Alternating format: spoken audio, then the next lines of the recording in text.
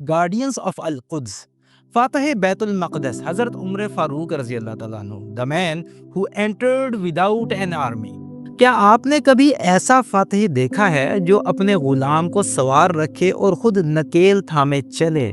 جسے کہا گیا لباس بدل لیجئے اور اس نے جواب دیا ہم وہ قوم ہیں جسے اللہ نے اسلام سے عزت دی ہے، جسے چرچ میں نماز کی دعوت دی گئی مگر اس نے کہا میں یہاں نماز نہیں پڑھوں گا تاکہ صدیوں بعد کوئی ظلم نہ ہو، اور پھر شہر پر حکمرانی سے پہلے اس کی زمین صاف کی۔ یہ کہانی ہے اس شخص کی جس نے یروشلم کو فتح نہیں کیا، اسے بدل دیا۔ The man who entered without an army، فاتح بیت المقدس حضرت عمر فاروق رضی اللہ تعالیٰ عنہ۔ یروشلم، پتھر کی دیواریں، تنگ گلیاں اور صدیوں کا بوجھ، یہ وہ شہر تھا جس نے ہر فاتح کو خون کے نشانات کے ساتھ دیکھا تھا۔ اس صبح فصیلوں پر کوئی جنگی نعرہ نہیں تھا، کوئی گھوڑوں کی ٹاپ نہیں تھی، صرف ہوا تھی اور ایک گہرا انتظار۔ شہر کے سب سے اونچے برج پر پیٹریارک سفرونیوس کھڑا تھا۔ اس کے ہاتھ میں ایک پرانی کتاب تھی، چمڑے کی جلد کناروں سے گھسی ہوئی، جس میں صدیوں کے راز دفن تھے۔ وہ کتاب بند کرتا ہے، آنکھیں آسمان کی طرف اٹھاتا ہے اور آہستہ سے کہتا ہے وہ وقت آ گیا ہے جس کا وعدہ کیا گیا تھا۔ یہ شہر پہلے ہی تاریخ کے سخت ترین امتحانات سے گزر چکا تھا۔ 614 عیسوی میں ساسانی ایرانیوں کا حملہ ہوا، گلیاں لاشوں سے بھر گئیں اور کلیسائے قیامت کو آگ لگا دی گئی۔ پھر رومی واپس آئے، مگر امن کے ساتھ نہیں بلکہ انتقام کے ساتھ۔ یہودیوں کو نکالا گیا اور نفرت کی دیواریں مزید بلند ہو گئیں۔ مغربی مورخین لکھتے ہیں کہ اس وقت یروشلم روحانی طور پر ٹوٹ چکا تھا۔ یہ شہر اب کسی اور جابر فاتح کا متحمل نہیں ہو سکتا تھا۔ اسے کسی ایسی طاقت کی ضرورت تھی جو اسے فتح نہیں بلکہ اسے شفا دے سکے۔ 636 عیسوی جنگ یرموک میں رومی طاقت بکھر چکی تھی۔ حضرت ابو عبیدہ بن جراح رضی اللہ تعالیٰ عنہ یروشلم کے باہر خیمہ زن تھے۔ 4 ماہ تک محاصرہ جاری رہا، نہ مسلمانوں نے جلدی کی اور نہ شہر نے ہمت ہاری۔ آخر کار فصیل پر سفید لباس میں سفرونیوس نمودار ہوا۔ اس کی آواز میں غرور نہیں، بس ایک تھکن تھی۔ وہ بولا ہم لڑ سکتے ہیں مگر ہم مزید خون نہیں چاہتے، ہم اس شہر کو تمہارے کسی جنرل کے حوالے نہیں کریں گے۔ ایک طویل وقفہ ہوا، پھر وہ جملہ آیا جس نے تاریخ کا رخ موڑ دیا، ہم صرف اسے مانیں گے جس کا ذکر ہماری کتابوں میں ہے۔ اگر وہ شخص خود آ جائے تو دروازے خود کھل جائیں گے۔ مدینہ پیغام پہنچا تو حضرت عمر فاروق رضی اللہ تعالیٰ عنہ نے نہ شاہی لباس پہنا نہ لشکر جمع کیا، صرف ایک اونٹ اور ایک غلام کے ساتھ نکل پڑے۔ راستہ طویل تھا مگر انداز ایسا کہ ایک منزل غلام سوار ہوتا اور دوسری منزل خلیفہ۔ جب یروشلم قریب آیا تو سواری غلام کے حصے میں تھی اور خلیفہ وقت کیچڑ میں نکیل تھامے پیدل چل رہے تھے۔ صحابہ نے عرض کیا امیر المومنین، یہاں کے لوگ شان و شوکت کے عادی ہیں، اگر آپ لباس بدل لیں۔ حضرت عمر فاروق رضی اللہ تعالیٰ عنہ رک گئے، نکیل ہاتھ میں تھی اور وہ تاریخی جملہ ادا ہوا، ہم وہ قوم ہیں جسے اللہ نے اسلام کے ذریعے عزت دی ہے، اگر ہم نے عزت کسی اور چیز میں تلاش کی تو اللہ ہمیں ذلیل کر دے گا۔ یروشلم کے پادریوں کے پاس موجود ان قدیم تفسیری روایات میں 5 ایسی نشانیاں تھیں جن کا وہ انتظار کر رہے تھے۔ وہ فتح جزیرہ نما عرب کے شمال سے آئے گا، اس کی پہچان صاحب جمل یعنی اونٹ والا ہوگی، اس کے ساتھ اس کا غلام ہوگا جو رتبے میں برابر نظر آئے گا۔ وہ فاتحانہ تکبر کے بجائے عاجزی کا پیکر ہوگا، اس کے لباس پر پیوند یعنی پیچز ہوں گے۔ حضرت عمر فاروق رضی اللہ تعالیٰ عنہ یروشلم کے دروازے کی طرف بڑھے، نہ کوئی شاہی جلوس، نہ سنہری تاج، نہ درباری جاہ و جلال، سادہ لباس جس میں جگہ جگہ پیوند لگے ہوئے تھے۔ سفر کی گرد ابھی تک باقی تھی، چہرے پر سنجیدہ وقار، آنکھوں میں ذمہ داری کا شعور۔ فصیل کے اوپر پیٹریارک سفرونیوس کھڑا تھا، اس کی نگاہیں خلیفہ وقت کے لباس پر ٹھہر گئیں، پیوند لگے ہوئے کپڑے مگر کردار بے داغ۔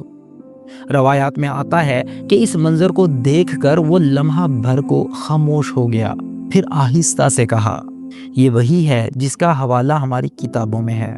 یہ اعلان نہیں تھا، اعتراف تھا، یہ شکست نہیں تھی، قبولیت تھی۔ یروشلم میں داخل ہونے والا کوئی نمائشی فاتح نہیں تھا بلکہ ایک ایسا حکمران تھا جس کی طاقت لباس سے نہیں اصول سے ظاہر ہو رہی تھی۔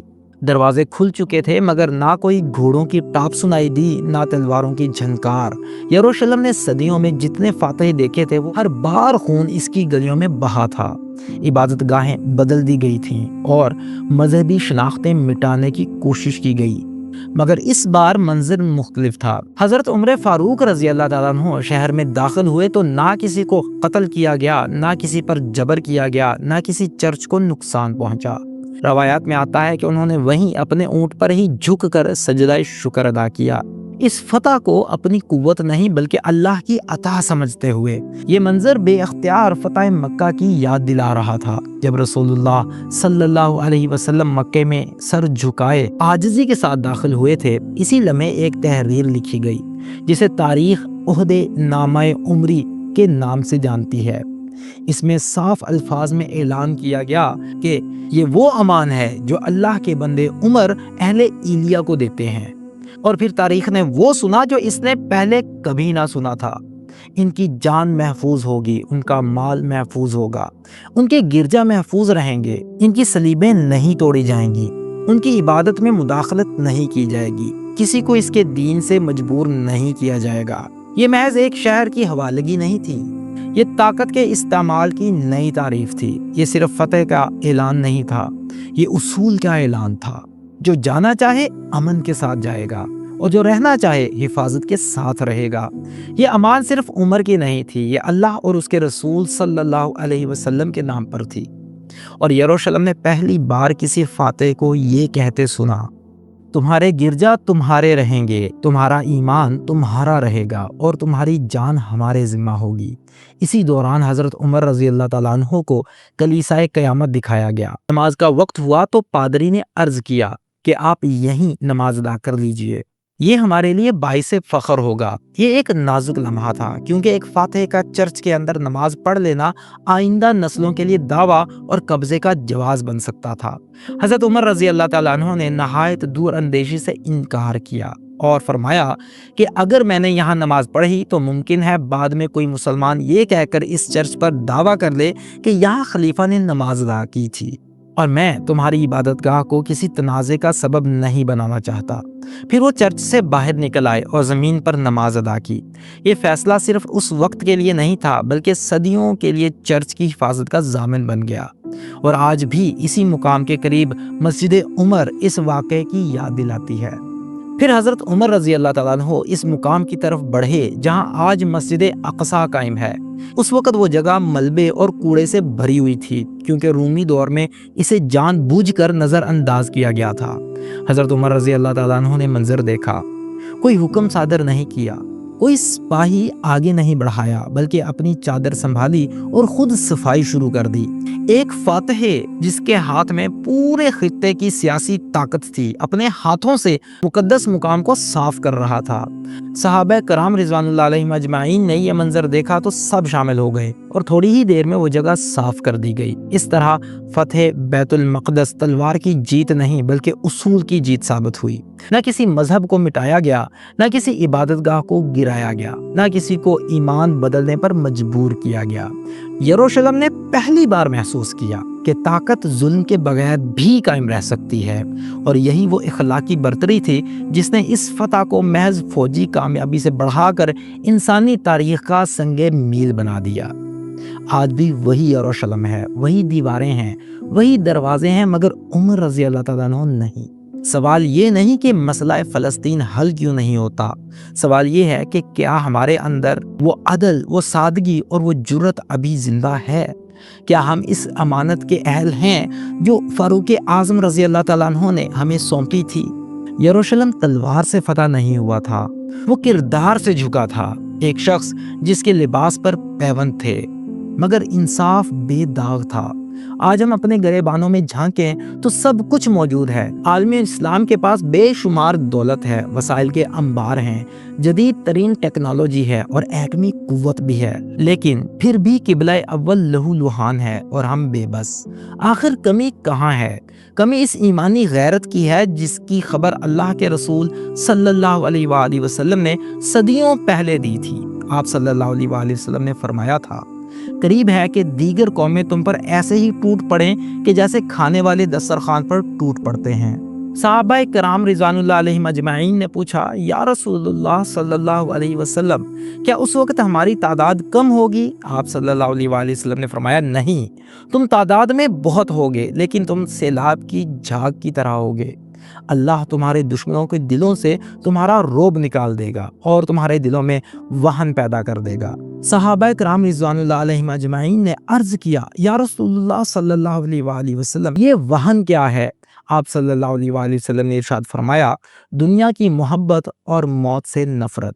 آج ہم پر وہی وہن طاری ہے، دنیا کی محبت اور ذمہ داری سے گریز۔ ہم نے آسائشوں کو اپنا قبلہ بنا لیا ہے اور وہ رعب کھو دیا ہے جو پیوند زدہ لباس میں بھی کیسر و کسرا کو لرزا دیتا تھا۔ چابیاں آج بھی موجود ہیں، دروازے بھی وہی ہیں۔ سوال صرف یہ ہے کہ کیا ہم اس اسوہ فاروقی کے اہل بننا چاہتے ہیں؟ راستہ واضح ہے۔ اول، کردار سازی۔ مضبوط ایمان اور امانت دار شخصیت کے بغیر کوئی فتح پائیدار نہیں ہوتی۔ دوم، عدل کی تربیت۔ انصاف گھروں اور اداروں سے شروع ہوتا ہے تبھی معاشرہ مضبوط بنتا ہے۔ سوم، اجتماعی نظم۔ منتشر ہجوم نہیں، منظم امت تاریخ بدلتی ہے۔ یروشلم کردار سے جھکا تھا اور دوبارہ بھی کردار سے ہی جھکے گا۔ اگر یہ قسط آپ کے دل میں اتری ہو اور آپ کو لگتا ہے کہ امت کو اسی سربلندی اسلام کی طرف لوٹنے کی ضرورت ہے تو اسے لائک کریں اور اس بیداری کے پیغام کو شیئر کریں۔ آپ کی رائے کومنٹ میں ہمارے لیے بہت قیمتی ہے۔ سیریز گارڈینز آف القدس کی اگلی قسط میں دیکھیے امین الامت حضرت ابو عبیدہ بن جراح رضی اللہ تعالیٰ عنہ، وہ سپاہ سالار جن کی امانت داری نے دشمنوں کے دل فتح کیے۔ اس سفر میں شامل ہونے کے لیے سبسکرائب کریں۔